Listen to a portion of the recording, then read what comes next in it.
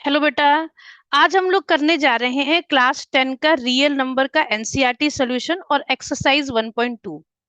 ये वाला same topic जो है अभी क्लास 9th में भी इंट्रोड्यूस कर दिया गया है।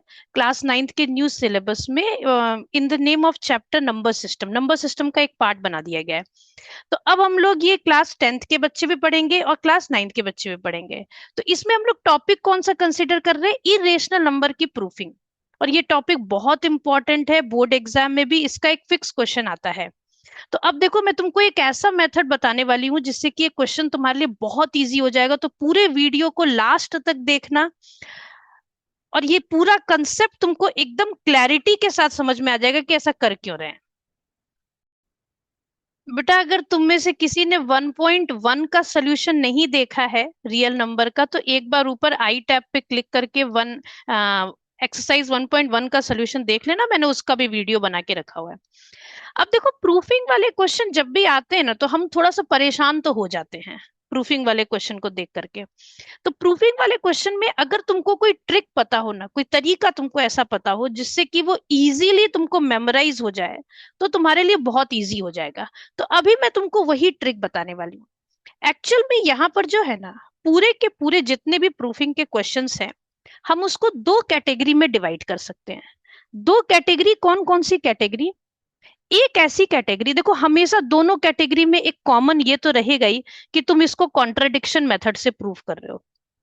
कॉन्ट्रडिक्शन मेथड का मतलब तुमको किसी नंबर को इरेशनल प्रूफ करना है और तुम पहले मान लोगे कि वो नंबर रेशनल है। अब रेशनल है तो रेशनल नंबर को हम पी बाई क्यू के फॉर्म में लिखते हैं। दोनों ही मेथड में हम लोग पी बाई क्यू के फॉर्म में लिखेंगे। एक मेरा मान लो टाइप 1 है, दूसरा मेरा टाइप 2 है।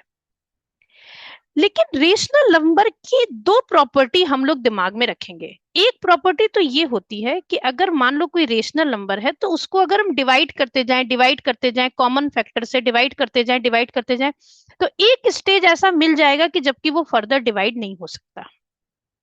तो हमेशा अगर कोई रेशनल नंबर हो, जैसे मान लो मैंने तुमको दिया 20/30, 20/30 को तुम 2 से डिवाइड करो तो 10/15 मिलेगा, और तुम 5 से डिवाइड करो तो 2/3 मिलेगा। तो इसका मतलब अब देखो, अब और कहाँ डिवाइड हो रहा, अब और डिवाइड नहीं हो रहा ना। तो इसका मतलब एक स्टेज पर जाके तुम रुक गए। तो 2 और 3 का एक कॉमन फैक्टर अब सिर्फ 1 बचा, और कोई कॉमन फैक्टर नहीं है। तो हम को प्राइम नंबर अगर बना पाए तब तो वो रेशनल है, नहीं तो वो इरेशनल है। दूसरा तरीका ये होता है कि हम क्या बोलें कि पी और क्यू को हम इंटीजर मान लें, क्योंकि हर रेशनल नंबर इंटीजर से ही बनता है। तो पी और क्यू को इंटीजर मान लें। अब इसमें तुम कुछ भी ऐड करो, कुछ भी सब्ट्रैक्ट करो, कुछ भी डिवाइड करो, कुछ भी मल्टीप्लाई करो, वो रहेगा रेशनल नंबर ही। लेकिन हम तुमको ये बात बोल दें कि भाई तुमने कुछ ऐड किया, कुछ सब्ट्रैक्ट किया, मल्टीप्लाई किया, डिवाइड किया, लेकिन वो आ गया इरेशनल नंबर के इक्वल, तो ये गलत है। ऐसा नहीं बोल सकते। तो इस तरीके से कॉन्ट्रडिक्शन मेथड से हम लोग इसको प्रूफ करने वाले हैं। तो चलो स्टार्ट करते हैं, और इसमें हम लोग कौन कौन सा टाइप लेने वाले हैं ये भी देख लेना। नॉर्मली हम लोग क्या करने वाले हैं, जैसे कोई नंबर √2 है, 1/√2 है, तो वो इस कैटेगरी में आएगा। और अगर कोई नंबर 3√2 है या 3+√2 है, तो वो इस कैटेगरी में आएगा। अब ध्यान से देखो, पहला क्वेश्चन लेते हैं, प्रूव दैट √5 इज इरेशनल। अब √5 इज इरेशनल में हम लोग क्या बोलेंगे? देखो, टाइप 1 वाला क्वेश्चन हो गया ये, मतलब तुमको पी एंड क्यू को प्राइम प्रूव करना है। अब यहां पर देखो, सबसे पहली लाइन ये तो हम लोग लिखेंगे ही लिखेंगे, let us assume that √5 is rational. अब तुम क्या बोलोगे? Therefore √5 can be written as p by q, where p and q are coprime. हम क्यों को प्राइम वाला मेथड ले रहे हैं? क्योंकि ये हमारे हिसाब से टाइप 1 है। और q is not equal to 0, ये तो हर रेशनल नंबर की प्रॉपर्टी होती है, इसको तो लिख ही देना। अब नॉर्मल कैलकुलेशन स्टार्ट कर दो, q को क्रॉस मल्टीप्लाई करो तो ये तुम्हारा बनेगा q√5 is equals to p।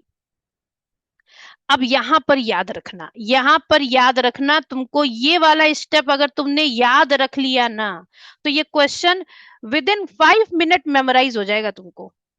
Squaring both side, तुमको इसी स्टेप पर स्क्वेयरिंग करनी, क्योंकि स्क्वेयरिंग हमको 2 बार करनी है, अभी आगे भी देखना। स्क्वेयरिंग बोथ साइड तुमने किया तो तुमको क्या मिलेगा, Q का स्क्वायर मिलेगा, √5 का स्क्वायर 5 मिलेगा, P का स्क्वायर P² मिलेगा। अब बना दो इसको इक्वेशन 1। अब इसके बाद तुम ये बोलो कि P² क्या है, 5 × Q² है। इसका मतलब तुमको ये बात समझ में आती है ना, ये बात समझ में आती है ना कि 5 is a factor of P²। 5 P² का एक फैक्टर है। अब तुम सोचो, अगर कोई फैक्टर किसी के स्क्वायर का होगा तो वो उसका भी तो होगा ना। किसी के स्क्वायर में अगर 5 आ रहा है तो उसमें भी तो आता होगा। तो हम बोलेंगे 5 is a factor of P also.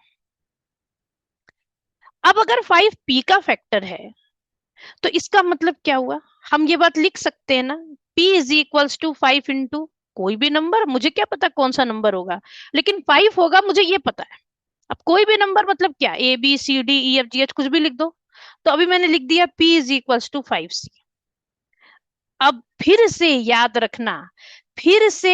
रखना, यहां पर तुमको स्क्वेयरिंग बोथ साइड करना है, स्क्वेयरिंग बोथ साइड करना है।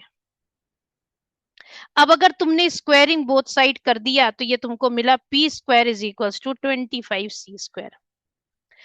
अब इक्वेशन 1 में देखो, एक बार तुम ये बात प्रूव कर चुके हो कि P 5 is a factor of P। अब तुमको बोलना है 5 is a factor of Q। अब उसके लिए तुमको क्या करना पड़ेगा, P को पहले in terms of Q change करना पड़ेगा। तो इसके लिए तुम यहाँ पर P² की वैल्यू फ्रॉम इक्वेशन 1 से निकाल दो। यहां पर लिख दो फ्रॉम इक्वेशन 1। तुमने P² की वैल्यू क्या निकाली है, 5Q²। अब नॉर्मल कैलकुलेशन कर लो, 5 से 25 को कट कर दो, 5 बचेगा। तो Q² is equals to 5C²। अब देखो वापस वही बात आ गई, कि 5 is a factor of Q², जैसे P का आया था। और अब तुम फिर से ये बात बोल सकते हो कि Q² का अगर फैक्टर 5 है तो 5 is a factor of Q also. अब तुमको ये बात समझ में आ रही है कि तुमने 5 को फैक्टर बना दिया, P का भी Q का भी। तो ये को प्राइम कहाँ रहा, therefore 5 is a factor of P and Q both. तो P और Q तो कभी को प्राइम बनेंगे ही नहीं, 5 तो हमेशा ही फैक्टर आता रहेगा। Therefore it contradict our assumption that P and Q are co-prime। ये co-prime तो है ही नहीं।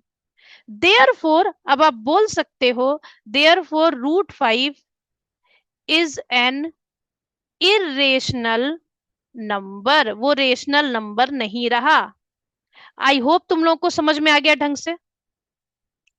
अब देखो दूसरा क्वेश्चन हम लेते हैं, प्रूव दैट 3 + 2 √5। अब याद करो, पहले जो बताया था मैंने तुमको, तो टाइप 1 टाइप 2, तो ये तुम्हारा टाइप 2 वाला क्वेश्चन हो गया। टाइप 2 वाला क्वेश्चन हो गया तो तुमको यहाँ पर क्या काम करना है, तुमको यहाँ पर P और Q को इंटीजर मानना है। अब देखो पहली लाइन तो सेम चलेगी हमारी। Late us assume that 3 + 2 √5 is rational. पहले तो ये मान लो कि ये रेशनल है। रेशनल होगा तो क्या होना चाहिए, रेशनल होगा तो ये होना चाहिए 3 + 2 √5 should be equal to P/Q। Bracket का ही याद रखना है, where P and Q are integer and Q is not equal to 0। अब ध्यान से देखना, इंटीजर बोल रहे हैं हम लोग, तो इंटीजर का मतलब हम इंटीजर में कुछ ऐड सब्ट्रैक्ट मल्टीप्लाई डिवाइड कर देंगे, एक तरफ रेशनल रख लेंगे एक तरफ इरेशनल रख लेंगे। तो हमको तो ये बोल रहा है ना कि √5 इरेशनल है, ये क्वेश्चन में गिवन है। अब देखो ये नॉर्मल एनसीईआरटी की बुक में अपने पास गिवन नहीं है, लेकिन जब बोर्ड एग्जाम में क्वेश्चन आएगा ना तो उस समय ये गिवन होगा। कि √5 इरेशनल है, नहीं तो ये बहुत बड़ा क्वेश्चन बन जाने वाला है। तो इतने बड़े मार्किंग, इतना बड़ा इसका मार्किंग स्कीम में ही नहीं है वेटेज। तो अब देखो, अब हम क्या बोलेंगे, अब हम 3 को इधर शिफ्ट कर देंगे। तुमको बस एक ही काम करना है कि एलएचएस में खाली √5 बचाना है। P/Q-3, थोड़ा सा सॉल्व कर लो इसको। Q आएगा, P आएगा, यहाँ पर 3Q आएगा। अब इसके बाद फिर से क्या करो, एलएचएस में तुम्हारा टारगेट यही है कि खाली √5 बचाना है। अब P-3Q/2Q आ गया। अब ध्यान से देखो, तुम तो ये बात बोल रहे थे P और Q इंटीजर है, P और Q इंटीजर है, ये बात तुम बोल रहे थे। P, Q और 2 और 3 तुम जानते हो इंटीजर होता है। All are integer, therefore RHS is a rational number. सभी इंटीजर हो तो वो नंबर रेशनल नंबर ही होता है। लेकिन √5, but √5 is irrational. A rational number, a rational number cannot be equal to an irrational number. Rational number irrational number के equal नहीं हो सकता। Therefore, it contradict our assumption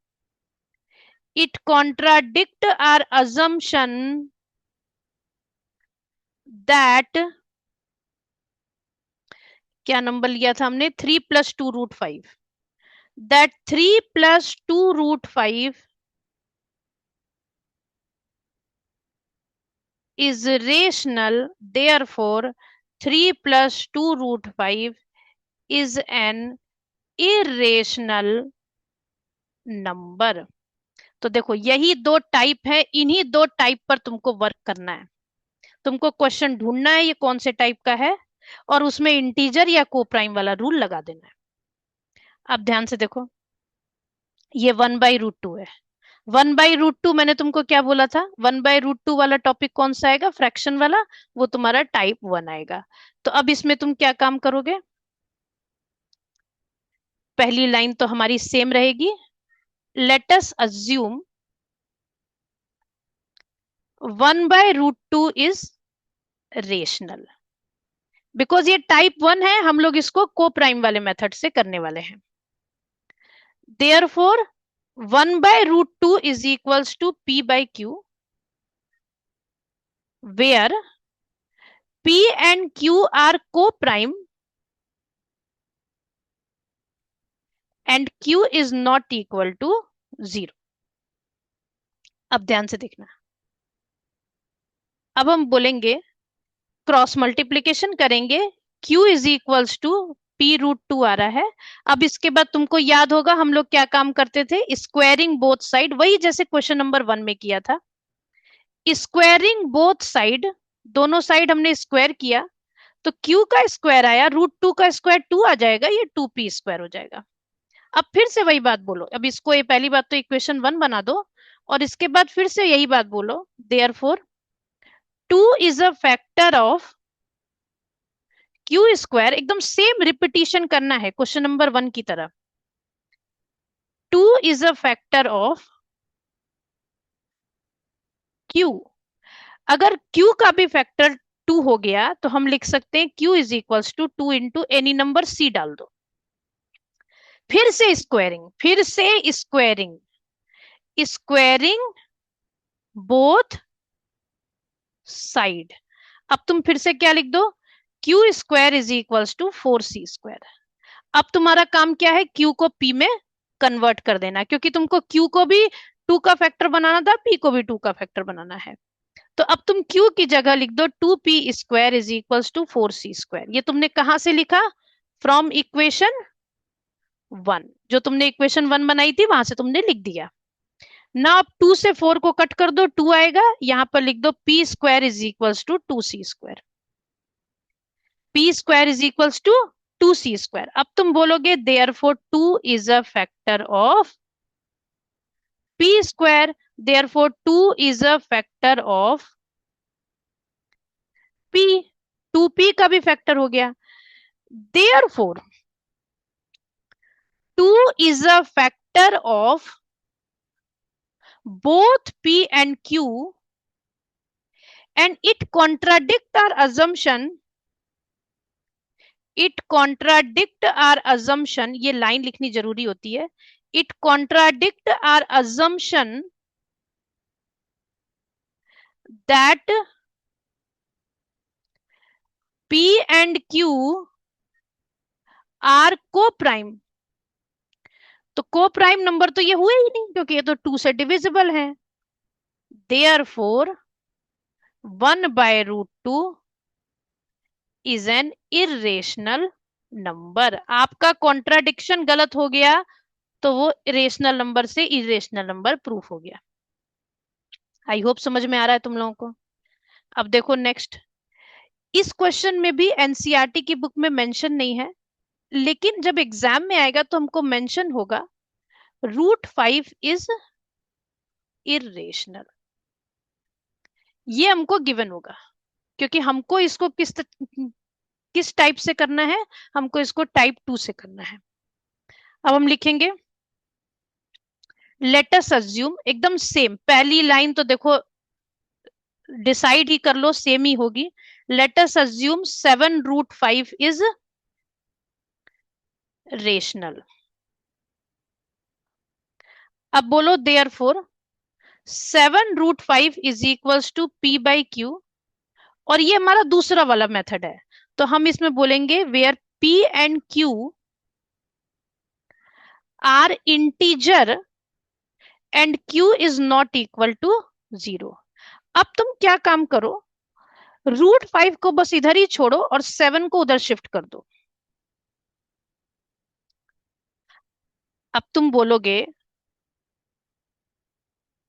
PQ7 all are integer, therefore RHS is rational number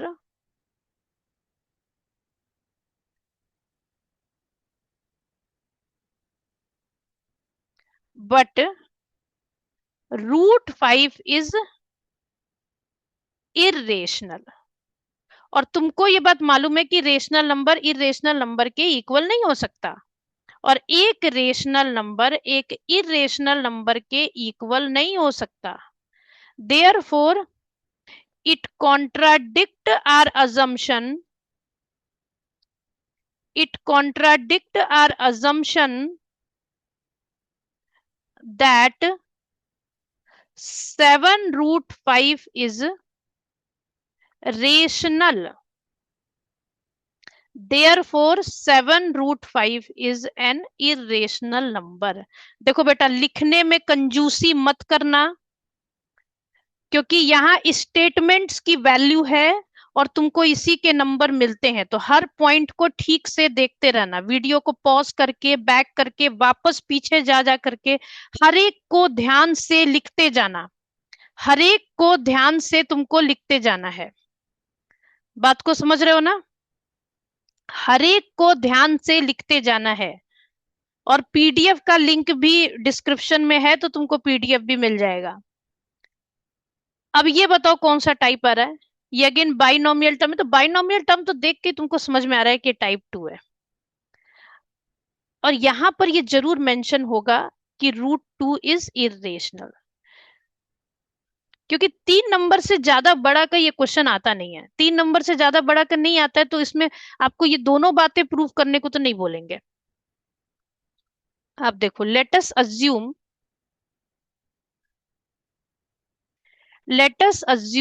6 + √2 is rational number. Therefore, 6 + √2 is equals to P/Q, where अब ये integer वाला topic चलेगा, where P and Q are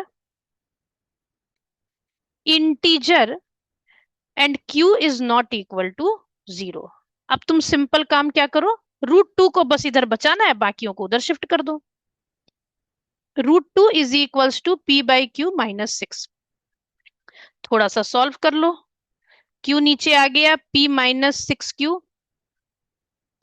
अब तुमको क्या बात बोल देनी है? अब तुमको सिंपल ये बात बोल देनी है, PQ6 all are integer, therefore RHS is a rational number, but √2 is irrational। फिर से वही बात, rational number cannot be equal to an irrational number, therefore it contradict our assumption, it contradict our assumption that number क्या था, 6 + √2 is rational number,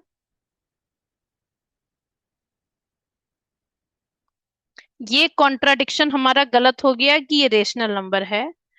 therefore 6 + √2 is an irrational number. I think तुम लोगों को पूरा topic ठीक से समझ में आया है। अब ध्यान से देखो बेटा, ये परेशान करता है थोड़ा सा, लेकिन अगर तुमने इसको टाइप 1 टाइप 2 को टाइप 2 में डिवाइड करके अगर तुमने करना सीख लिया तो तुमको कोई भी दिक्कत नहीं आने वाली है। थैंक यू बेटा।